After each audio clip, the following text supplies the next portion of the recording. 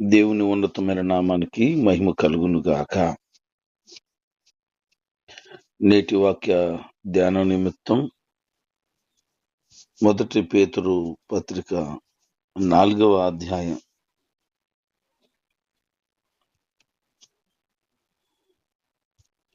మనిషి జీవితంలో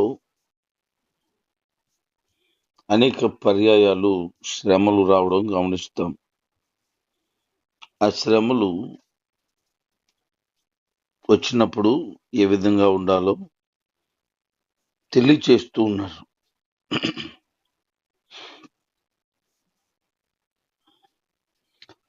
జీవితంలో వచ్చేటువంటి కష్టాలు ఎదుర్కోవడానికి సిద్ధంగా ఉండాలట. యేసుక్రీస్తు ప్రభువారు ఎట్టి విధంగా శరీరంలో శ్రమ పడ్డారో అది గమనించి మనం కూడా ఆ శ్రమల కొరకై సిద్ధపాటు కలిగిన మనసు ఉండాలి. అనేక పర్యాయాలు బాధలు, శ్రమలు, ఇబ్బందులు వచ్చినప్పుడు వాటి విషయమై దేవుని నిందిస్తూ మాకే కష్టాలా, మాకే ఈ బాధలు రావాలా, మేమే ఇలాంటి శ్రమల పాలైపోయి బ్రతకాలా అని చాలాసార్లు చాలా మంది వాపోతుంటారు. అయితే తెలుసుకోవలసినటువంటి పరమ సత్యం ఏంటి అని అంటే, యేసుక్రీస్తు శరీరధారిగా ఉన్న దినాలలో ఆయన చాలా శ్రమ పడ్డాడు. అందుకని ఆయన మనసు మనం కూడా కలిగి ఉంటే ఈ శారీరకంగా కలుగుతున్నటువంటి ఈ శ్రమలు అసలు శ్రమలుగా మనం ఎంచనవసరం పనలేదు. ఎందుకంటే యేసుక్రీస్తుని అనుసరించి నడుచుచూ ఉంటుండగా అది దేవునికి ఇష్టానుసారంగానే నడుచుకున్న వారమైతే మనం పరిశుద్ధులుగా, నీతిమంతులుగా ఉంటాం. పాపం మనల్ని ఏమి చేయదు. పాపం మన మీద ఏలుబడి చేయదు. ఎందుకనంటే యేసుక్రీస్తు ప్రభువారు మనలను స్వరక్తం ఇచ్చి సంపాదించుకున్నారు. ఆయన రక్తం ద్వారా మనం కడగబడ్డాం, శుద్ధీకరించబడ్డాం. కాబట్టి మన మీద పాపపు ఏలుబడి ఉండదు. దేవుని యందు విశ్వాసం ఉంచి సాగిపోతున్నాం గనక ఆ పాపము మన మీద ఏలుబడి చేయడానికి దానికి హక్కు లేదు. కేవలం యేసుక్రీస్తు మాత్రమే మన మీద ఆధిపత్యం చెలాయిస్తారు. పాపపు దాస్యపు కాడి శ్రమల పాలు చేసి మానసికంగా, శారీరకంగా రుగ్మతకు గురి చేసి ఆత్మ సంబంధమైన ఆనందం జీవితంలో లేకుండా చేయడమే వాని పని. కానీ యేసునందు విశ్వాసం ఉంచినప్పుడు ఆ విశ్వాసం మనకు కలిగినటువంటి శ్రమలలో కూడా ఉండగలుగుతుంది. పాపం మన మీద ప్రభుత్వం చేయదు, దాని పెత్తనం మన మీద జరగదు అని చెప్తూ గడిచిన దినాల్లో పోకిరి చేష్టలు చేశారు,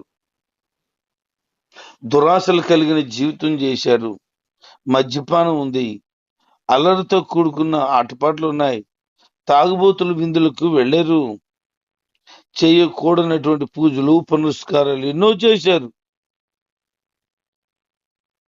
అయితే ఇక చాలు, వాటిని విడిచిపెట్టండి. కారణం ఏంటి అని అంటే గడిచిన దినాల్లో బ్రతికిన ఆ బ్రతుకు అన్యజనులు ఇష్టం నెరవేర్చుకునేటట్లు ఉంది. అది అందరి గురించి కాదు, కానీ ఈ రకమైన అభిప్రాయంతో ఎవరైతే బ్రతుకుతున్నారో వాళ్ళు క్రీస్తుని ఎరగని వారై ఉండిన జీవితాల్లో ఎటు విధంగా అయితే ముందుకు సాగిపోతున్నారో అట్టి విధంగానే నేటి దినాల్లో క్రీస్తుని కలిగి ఆయన వెంబడిస్తున్న వారమై మనము దేవునికి లోబడి సాగిపోగలిగితే గడిచిన దినాల్లో చేసినటువంటి ఈ లోక సంబంధమైన వ్యవహారాలు మనల్ని ఏమి చేయలేవు. మనల్ని ఏమి చేయలేవు. కారణం ఏంటో తెలుసా? మన మీద దానికి హక్కు లేదు. మనం పూర్తిగా యేసు క్రీస్తు స్వాధీనంలోనికి వచ్చేసాం కనుక.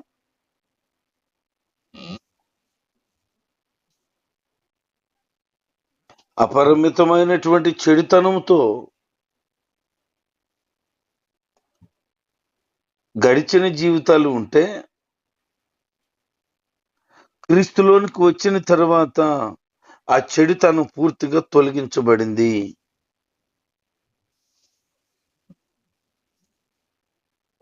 దేవునిలో ఉండిన జీవితాలు ఫలభరితంగా మార్చడం ప్రారంభించబడ్డాయి. దేవుని యొక్క తీర్పు ప్రజలకు వచ్చింది. అందుకని మనం ఏదైనా జీవితంలో దేవునికి నచ్చని క్రియలు చేసినప్పుడు ఇలాగే ఉంటాయి. ఇతరులు మిమ్మల్ని దూషిస్తున్నారు, ఇతరులు మిమ్మల్ని లెక్కలు కడుతున్నారు, ఇతరులు మీ గురించి ఏదో మాట్లాడాలని అనుకుంటున్నారు. కాబట్టి వారు ఎన్ని మాట్లాడినా, ఏం జరిగినా, నీ జీవితంలో ఎలాంటి పరిస్థితులు అనుభవిస్తూ ఉన్నా, ప్రతిదాన్ని కూడా ఒక దినాన దేవుడు లెక్క పెడతాడు. అందుకని అన్ని విషయాల్లో దేవునిలో జీవిస్తూ, దేవుని కొరకు బ్రతుకుతూ ఇతరులకు సువార్తను ప్రకటించాలి. శరీర సంబంధమైన విషయాలలో జనాలు ప్రాముఖ్యతనిచ్చి ఆత్మ సంబంధమైన దానికి ప్రాముఖ్యతను ఇవ్వటం లేదు. అందుకని ఆత్మ సంబంధంగా మనము ఆ ప్రాధాన్యత ఇవ్వాలని ప్రభు ఉద్దేశాన్ని వెల్లడి చేస్తున్నాడు. ఈ లోకం యొక్క అంతం దగ్గర పడింది.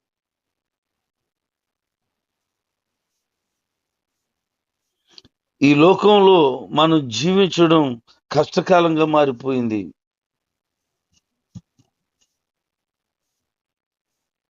అందుకని ప్రభు చెప్తున్నారు, మీరు మంచి బుద్ధి కలిగిన వారుగాను, ప్రార్థనలు చేయటంలో మెలకు కలిగిన వారుగాను ఉండండి. ప్రార్థన ఈ దినాలలో బహుగా తగ్గిపోయింది. ఎందుకంటే అంత్యకాలం వస్తుంది కనుక క్రీస్తు మీద ఉన్న ప్రేమ చల్లారిపోతుందనే వాక్యం నెరవేర్పు కొరకు ఇది జరుగుతుంది. మందిరాల్లో ఇంతకు ముందులాగా ప్రజలు వచ్చి ప్రభుని ఆరాధించట్లేదు.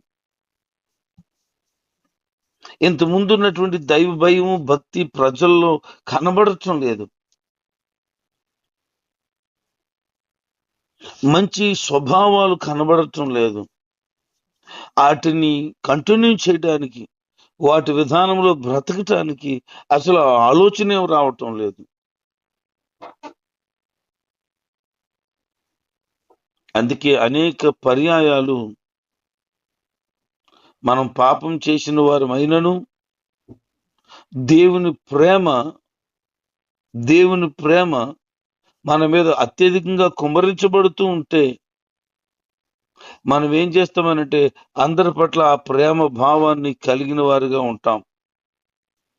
అందరి పట్ల ప్రేమ భావాన్ని కలిగి ఉండి ఇతరులను సణుక్కుండా ఇతరులకట ఆతిథ్యం ఇవ్వాలి అని చెప్తున్నాడు. చాలా మంది సణుక్కుంటూ ఉంటారు. దేవుని ప్రేమ వారిలో నిలబడి ఉండదు, నిలకడగలిగి ఉండదు. ఆతిథ్యం ఇచ్చే విషయంలో సణుక్కుంటూ ఉంటారు. మా పెదమేనమామ భార్య, మా చిన్నతనంలో మేము మా అమ్మమ్మ గారు ఊరు వెళ్ళేటప్పుడు ఆమె మమ్మల్ని చూసే విధానం అంతా చాలా డిఫరెంట్గా ఉండేది. ఒక దినాన్న భోజనం పెట్టింది. ఆ భోజనంలో కోడిగుడ్డు ఉడకబెట్టి నాకు ఒక సగం ముక్క, మా తమ్ముడికి ఒక సగం ముక్క వేసింది ఆవిడ. వాళ్ళ ఇంట్లో వాళ్ళందరికీ ఒక్కొక్క గుడ్డు వేసింది. మేము తింటుంటే మా తమ్ముడు అన్నాడు, గుడ్డే అత్త నాకు అన్నాడు. ఆమె మాట్లాడలేదు. వీళ్ళందరికీ గుడ్లేసి నాకెందుకు మొక్కేశావు, నా కోడిగుడ్డై అన్నాడు. మారు మాట్లాడకుండా వేసింది. ఏం ఒకలా చూస్తున్నావు, మీ పిల్లలంటే ఒకటి, మేమంటే ఒకటినా? ఆమెకి అలాంటి వ్యత్యాస స్వభావం ఉండేది. అప్పుడు ఆతిథ్యం చేయడంలో ఆ మర్యాద తెలిసేది కాదు, అమర్యాదగా కనపడేది. చాలా పర్యాయాలే. కానీ తర్వాత మారు మనసు పొంది పశ్చాత్తాప పొంది ప్రభువును తెలుసుకొని ఆయనలోకి నిలకడగా వచ్చిన తర్వాత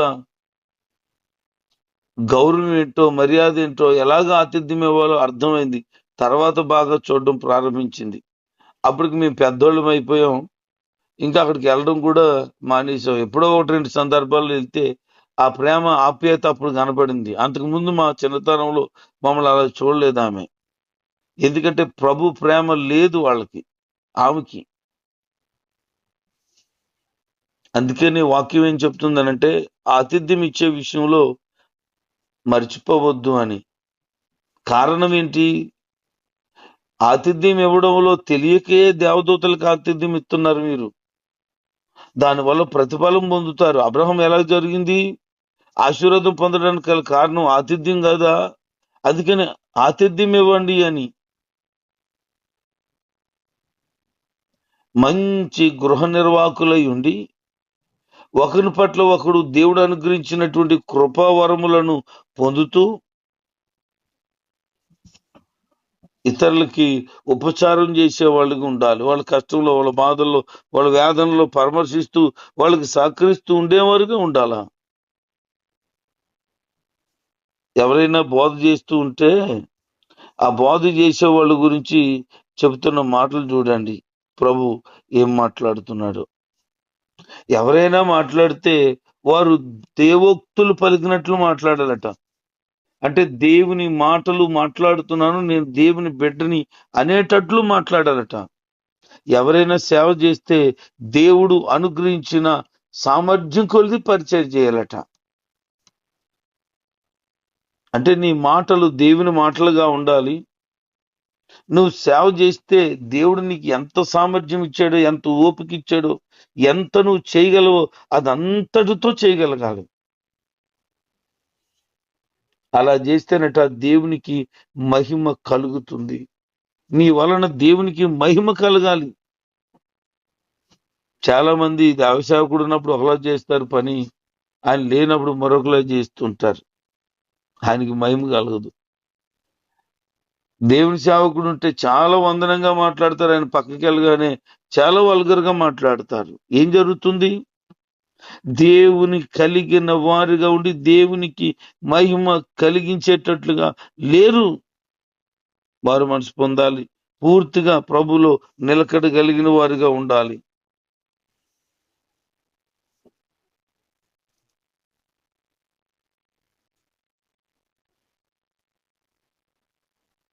దేవుని బిడలుగా ఆయన మనకు అనుగ్రహించేటువంటి ఆత్మ సంబంధమైన పరీక్షల్లో మన జీవితంలో ఒక అగ్ని పరీక్ష మనకు వచ్చినప్పుడు దాన్ని తట్టుకొని విశ్వాసంతో నిలకడగలిగిన వారుగా ఉండాలి.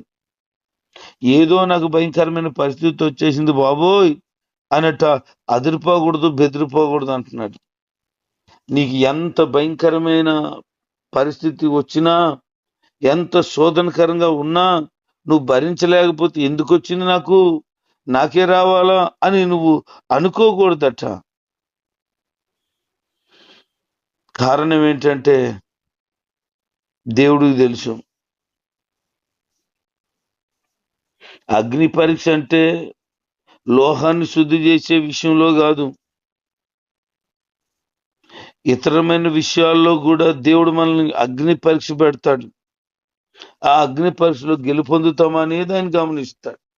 అబ్రహాముని పిలిచి 100 సంవత్సరాలకి పిల్లల్ని ఇచ్చాడు. తర్వాత 13 సంవత్సరాలు పైబడి వయసు వచ్చిన అబ్బాయిని చూసి ప్రభు చెప్తున్నాడు, నీ కొడుకుని నా కొరకు బలిచ్చేయి అని చెప్పాడు. అది పరీక్ష, అగ్ని పరీక్ష. అది సామాన్యమైనది కాదు. దేవుని కొరకు నిలబడతావా నిలబడవనే పరీక్ష వచ్చింది. నిలబడ్డాడు. దానియేలుకి పరీక్ష వచ్చింది. అయిన వారు నిలబడ్డాడు. షడ్రక్ మేషక్ అబేద్నెగోలకి భయంకరమైన పరిస్థితి వచ్చింది, అయినా నిలబడ్డారు దేవుని కోసం. అందుకే ఘనత మెప్పు పొందారు వాళ్ళు. ఒకవేళ నీకు ఏదైనా అలాంటి భయంకరమైన పరిస్థితులు వస్తే, కష్టాలు హింసలు వస్తాయని యేసుక్రీస్తు ముందే చెప్పారు కదా, హెచ్చరిస్తూనే ఉన్నారు కదా. మరి వచ్చిన తర్వాత ఎందుకు బాధపడుతున్నావు? బాప్తిసం తీసుకునేటప్పుడు దైవజనుడు చెప్తాడు కదా, అవన్నీ గుర్తులేదా? ఏ పరిస్థితి వచ్చినా మరణం వరకు నమ్మకంగా ఉంటావా అని చెప్తే, అవును ఉంటాను అని అంటే అప్పుడు బాప్తిసం. మరి వచ్చిన తర్వాత చిన్న బాధ, చిన్న రోగము, చిన్న కష్టం వస్తే, దేవునికి దూరం అయిపోతే, దేవుని దుఃఖ పెడితే, దేవునికి నచ్చని క్రియలు కలిగి ఉంటే మరి ఆయన బాధపడ్డా? నీకు వచ్చినటువంటి పరీక్షల్లో గెలుపు రావద్దా? నువ్వు తప్పకుండా గెలవాలని యేసుక్రీస్తు ప్రభువారు మాట్లాడుతున్నారు.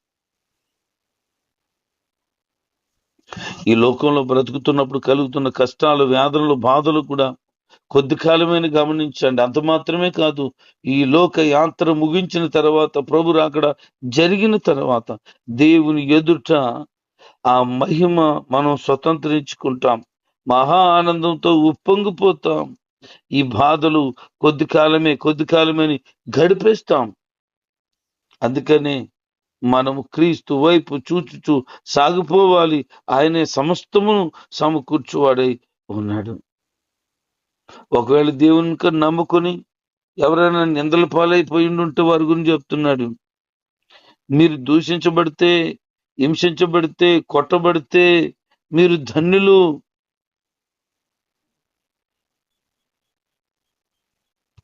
అలాగే మీ జీవితంలో కష్టం కలిగినప్పుడు ఒకటి గుర్తు చేసుకోండి, ఎవరైనా క్రైస్తవుడు అయినందుకు బాధలు అనుభవిస్తున్నాను అని అంటే సిగ్గుపడకండి. ఎందుకో తెలుసా? ఆ పేరును బట్టియే నువ్వు ప్రభుని గణపరచాలి. యేసుక్రీస్తు ప్రభువారు ఆయన పేరును ధరించి ఉన్న చేత, అనగా మనం క్రైస్తవులము అయినటువంటి పరిస్థితిని బట్టి సిగ్గుపడొద్దు అని చెప్తున్నాడు ఆయన. చాలా మంది దేవుని బిడ్డను, నేను యేసుని నమ్ముకున్నాను అని చెప్పడానికి భయపడతారు, సిగ్గుపడతారు. నిజాన్ని నిర్భయంగా ఒప్పుకోవటానికి రాయితీలు పోతాయేనో, ఇతరమైన విషయాలు కోల్పోతారేమోనని భయం. శ్రమ వచ్చినా, బాధ వచ్చినా, ఇబ్బంది వచ్చినా దేవుని కొరకు నిలబడగలిగితే నువ్వు యోగ్యుడివి, ధన్యుడిగా ఉంటావు. ఎంతటి కష్టమునైనా సహించగలుగుతావు. అందుకనే దేవుడు తీర్పు తీరుస్తాడు. ఆ తీర్పు ప్రారంభమైంది. నీతియుక్తంగా బ్రతకగలిగితే నిత్యత్వానికి, వారసత్వాన్ని స్వతంత్రించుకుంటాం. దేవుని చిత్త ప్రకారంగా బాధపడుతున్నానని గమనించి దేవుడు మనల్ని కాపాడుతాడు. దేవుడు మనల్ని కాపాడుతాడు అనే విశ్వాసంతో ముందుకు సాగాలి. ప్రభు కోరుకుంటున్నాడు. ఒక విత్తనం చల్లినప్పుడు అది ఏ విధంగా అయితే ఆరోగ్యంతో నింపబడి పరిపూర్ణతలోనికి వచ్చి అనేక ధాన్యపు గింజలను, అనేక ఫలాలను ఎలాగైతే ఇస్తుందో, మనం విత్తినటువంటి ఆ గింజ ప్రతిఫలాన్ని ఇచ్చేటట్లుగా మన జీవితంలో అనుభవిస్తున్న బాధలు, కష్టాలు దేవునికి తెలుసు. ఆయనకి మనం అప్పగించుకోగలిగితే అన్ని విషయాల్లో ఆయనే మనల్ని పరిపూర్ణంగా చూస్తాడు. బాధపడవసరం లేదు, ఇబ్బంది పడవసరం లేదు, నష్టపోయేమో అని అనుకోవసరం లేదు, కూలిపోయేమో అనుకోవసరం లేదు. ఎందుకంటే అనుభవించుతున్న ప్రతి బాధ దేవుని కలిగి ఉన్నావు నువ్వు. అందుకే దేవుడు దృష్టిలో పెట్టుకుంటాడు. తప్పకుండా నీ బాధలకు విరుగుడిని ఆయన చేస్తాడు. అందుకని ఆయనకు అప్పగించుకోండి అంటున్నాడు. ఆయన పేరుని బట్టే బ్రతకండి అంటున్నాడు. ఆయన కొరకు నమ్మకంగా సాగండి అంటున్నారు. గమనించండి, దేవునికి అప్పగించుకోండి. ఆయనే నీ పట్ల గొప్ప కార్యాలని జరిగిస్తాడు. అటు విశ్వాసంతో సాగుదాం. దేవుడు అందరి పట్ల తన కృపను అపరిమితంగా కుమ్మరించును గాక. ఆమేన్.